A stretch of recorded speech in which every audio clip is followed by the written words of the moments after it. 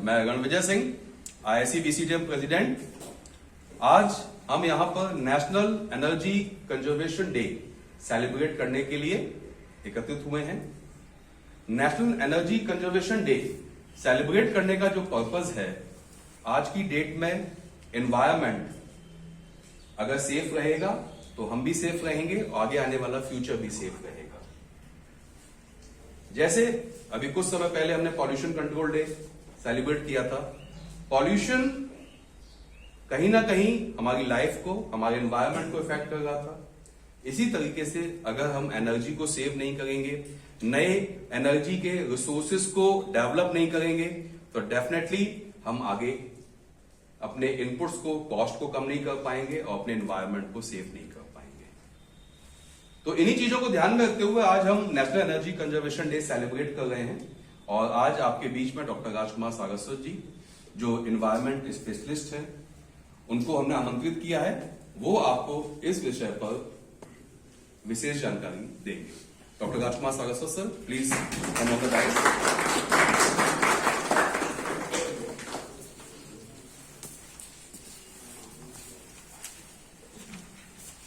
Thank you, Dr. Ranvijay Singh.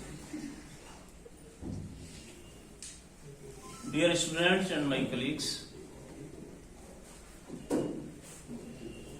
we are gathered here to celebrate National Energy Conservation Day.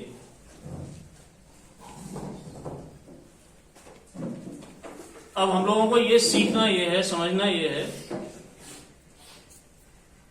कि energy क्या है, कैसे उसे conserve कर सकते हैं, कंजर्व ना हो तो क्या दिक्कत होगी, और कंजर्व हम उसको कर पाए तो हमारे लिए कैसे बेनिफिशियल रहेगा। एनर्जी के बारे में शुरू से ही हम लोग पढ़ते हैं, स्टूडेंट्स को पढ़ाते हैं। What is energy? सब लोग जानते हैं। Ability to do work is energy. तो कोई भी कार्य के करने की एबिलिटी को हम एनर्जी कहते हैं। तमाम तरीके की एनर्जी आप लोग पढ़ते हैं, kinetic energy, potential energy, heat energy और most importantly electrical energy. Energy conservation से जो मुराद है, जो हमारा एम है, वो जहां तक मैं समझता हूं इलेक्ट्रिकल एनर्जी के कंजर्वेशन से है। ठीक है ना? इलेक्ट्रिकल एनर्जी को कंजर्व अगर हम करें तो हम जो सेलिब्रेशन कर रहे हैं नेशनल एनर्जी कंजर्वेशन डे, जहां तक मैं समझ पाया हूं वो इलेक्ट्रिकल एनर्जी के कंजर्वेशन से रिलेटेड है। अब एनर्जी, इलेक्ट्रिकल एनर्जी हमारे समझ में आ गई कि इलेक्ट्रिकल एनर्जी को हमें कंजर्व करना है। तो हम ये समझें कि इलेक्ट्रिकल एनर्जी प्रोड्यूस कैसे होती है। तो आप में से कई तो मेरे स्टूडेंट हैं जिनको मैंने EVS में पढ़ाया है कि इलेक्ट्रिकल एनर्जी को जनरेट करने के लिए दो कॉन्सेप्ट्स हैं, एक ट्रेडिशनल अप्रोच और एक जो है ग्रीन अप्रोच।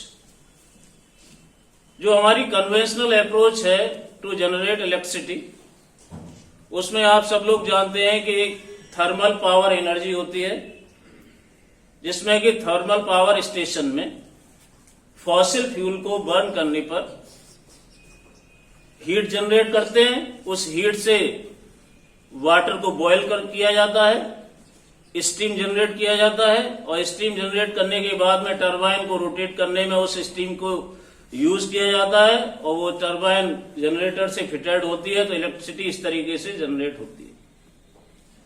अब आप ये देखिए कि इस एनर्जी प्रोडक्शन में हमने कौन कौन से स्टेप लिए। फॉसिल फ्यूल को जलाया, बर्न किया उसको फॉर जनरेशन ऑफ स्टीम। तो फॉसिल फ्यूल है आपका कोयला।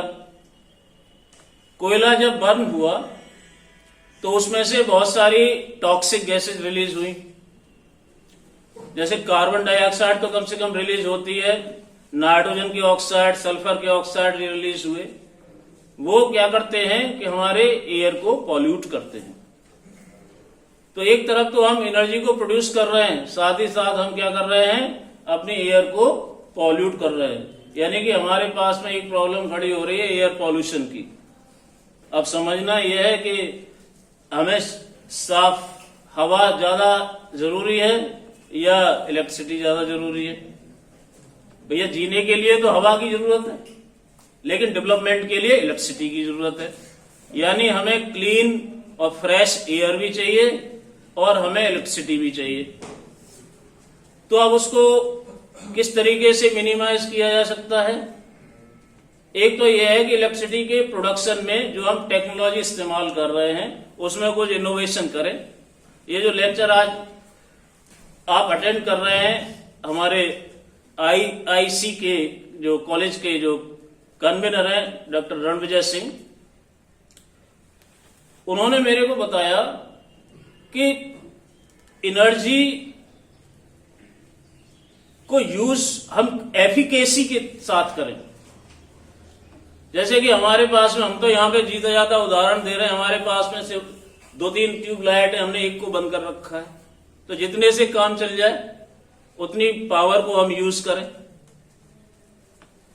जो इलेक्ट्रिसिटी जनरेशन के तरीके हैं उनमें इनोवेशन करें। इनोवेशन के हेड हमारे डॉक्टर रणविजय सिंह हैं। यहाँ पे कई प्रोजेक्ट्स वो डील कर रहे हैं, आप लोग उनसे मिल सकते हैं। बैक टू द टॉपिक, असल में एनर्जी हमें किसके लिए चाहिए? डेवलपमेंट के लिए चाहिए। डेवलपमेंट किसके लिए चाहिए बताइए? Let us make this session interactive somewhat. किसके डेवलपमेंट किसके लिए चाहिए? कंट्री के लिए चाहिए। कंट्री किसका है? हमारा है। तो हमारे अपने के लिए डेवलपमेंट चाहिए, क्या अपने आने वाली जनरेशन के लिए नहीं चाहिए? अपने आने वाली जनरेशन के लिए भी चाहिए। तो इस तरीके का अगर हम डेवलपमेंट करें विच meets the needs of present generation without compromising the ability of the future generation, यानी कि ऐसा डेवलपमेंट हम अचीव करें जो हमारी तो जरूरतों को पूरा करे ही, साथ ही हमारे फ्यूचर जनरेशन की जरूरतों को भी ध्यान में रख करके किया जाए। Such type of development is called sustainable development. Sustainable development कैसे अचीव कर सकते हैं? उसके लिए एक तरीका है एनर्जी को कंजर्व करें, कि हमारे पास जो नेचुरल रिसोर्सेज हैं उनका एफिकेसी के साथ में, वाइजनेस के साथ में इस्तेमाल करें। जिससे कि आपने एक एड देखा होगा टेलीविजन पे, पहले ऐड आता होगा, आप स्टूडेंट ने शायद न देखा होगा, हमारे साथियों ने देखा होगा कि एक कार में एक फादर और एक सन जा रहे हैं और रेड लाइट पे कार को रोक दिया जाता है। कार स्टार्ट रहती है, बेटा कहता है पापा कार आप स्टार्ट किए हुए हो, अगर पूरा पेट्रोल आप ही खत्म कर दोगे तो मेरे चलाने के लिए तो पेट्रोल बचेगा ही नहीं। तो हमें अपने डेवलपमेंट में ये सस्टेनेबल डेवलपमेंट को ध्यान में रखना है। क्या किया जाए कि एक तो जो तरीका है जनरेशन ऑफ पावर का, कि जैसे हम जो थर्मल पावर जनरेट करते हैं, इसके साथ ही हम रिन्यूएबल एनर्जी रिसोर्सेज की तरफ जाएं। रिन्यूएबल एनर्जी रिसोर्स से मेरा मतलब ये है कि ऐसे रिसोर्सेज जो कि नहीं लगता कि कभी खत्म होंगे। रिसोर्सेज हम लोग दो तरीके के पढ़ते हैं, रिन्यूएबल और नॉन रिन्यूएबल। दूसरे टर्म्स में एग्जॉस्टेबल रिसोर्सेज और नॉन एग्जॉस्टेबल रिसोर्सेज। तो एग्जॉस्टेबल रिसोर्सेज जैसे कोयला है, कभी न कभी खत्म हो जाएगा, इसलिए एग्जॉस्टेबल है। पेट्रोलियम है, पेट्रोलियम से भी इलेक्ट्रिसिटी जनरेट कर सकते हैं, वो भी एग्जॉस्टेबल रिसोर्स है, वो भी लिमिटेड अमाउंट में है। तो हम किस तरफ जाएं? रिन्यूएबल एनर्जी की तरफ जाएं। रिन्यूएबल एनर्जी का मेरा मतलब यह है कि जैसे विंड पावर एनर्जी है, सोलर एनर्जी है, टाइडल एनर्जी है, या ओटीईसी सिस्टम्स होते हैं, ओशन थर्मोग्राफी, उसमें जो ओशंस की जो हीट होती है उसका इस्तेमाल करते हैं इलेक्ट्रिसिटी जनरेट करने के लिए। तो वो जो है रिन्यूएबल टाइप के एनर्जी रिसोर्सेज हैं, उसकी तरफ अगर हम जाते हैं तो आप एक एग्जाम्पल ले लीजिए, जैसे कि हम विंड पावर से इलेक्ट्रिसिटी जनरेट कर रहे हैं, तो विंड पावर से इलेक्ट्रिसिटी जनरेट करने का मतलब क्या है कि हमने एक वो लगाया जो घूमता हुआ व्हील, विंड व्हील लगाया, और विंड व्हील से वो जो है सर्कुलेट कर रहा है, उससे फिटेड टरबाइन है, इलेक्ट्रिसिटी जनरेट हो रही है, कोई पॉल्यूशन नहीं हो रहा। उसी तरीके से टाइडल एनर्जी है, समंदर के अंदर ज्वार भाटे आते हैं, तो एक बैराज हम बना सकते हैं। जब ज्वार भाटा आता है तो वहां पे हम टरबाइन को फिट कर दें, तो वाटर के फ्लो के साथ में वो टरबाइन रोटेट करेगा, और वो टरबाइन जो है जनरेटर से फिटेड है, तो we can produce electricity in this way by the tidal form. वैसे ही सोलर एनर्जी, सोलर एनर्जी नहीं लगता कि कभी खत्म होगा, सोलर लाइट हमेशा रहेगी, ये रिन्यूएबल है, हमेशा रहेगी। तो हम लोगों को एनर्जी को कंजर्व करने के दो एस्पेक्ट्स चुनने होंगे। एक तो जो हम यूज कर रहे हैं एनर्जी को, उसका सीमित इस्तेमाल कर रहे हैं, जरूरत के अनुसार इस्तेमाल कर रहे हैं। जहां पर लाइट की जरूरत है एक बल्ब की, तो 2 बल्ब ना जलाएं, कम वाट के पावर के बल्ब से काम कर ले।